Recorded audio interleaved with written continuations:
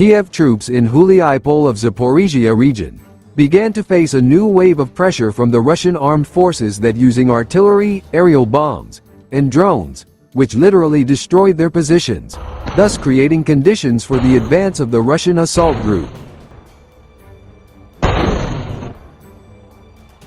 However, guardsmen of the 5th Army of the Vostok group of forces, confidently controlling the airspace over the fortress town, which was bisected by Haichur River, previously carried out leafleting using rocket-propelled propaganda shells, as shown in footage released by Russian sources on November 30, 2025. The men dispatched by the command of the Armed Forces of Ukraine, Syrsky, were informed of their desperate situation and offered the option of saving their lives before a full-scale assault. The Vostok dropping approximately 40,000 leaflets, which were delivered directly into the town center, and reached over 100 houses with Ukrainian army present.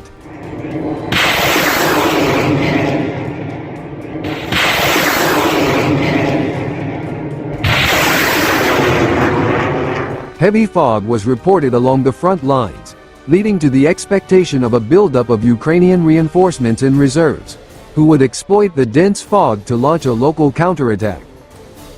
But Ukrainian media outlets, commenting on the situation now report that it is unlikely that Ukrainian forces will be able to defend the part of the town east of the waterway through military action.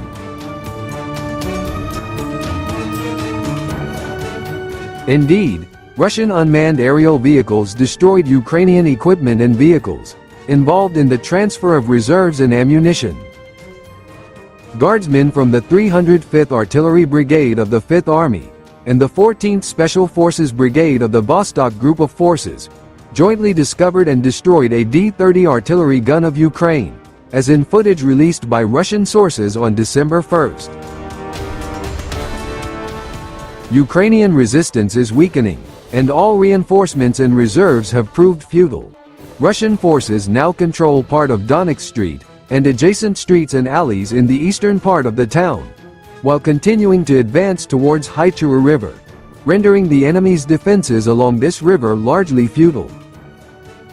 Between Hulyaipole and the previously liberated village of Syrsky Pond, this destroyed the Ukrainian defense line, and afterward, the Russian army's strike group launched an offensive, eventually entering Hulyaipole from the northeast, liberating most of the town from Ukraine.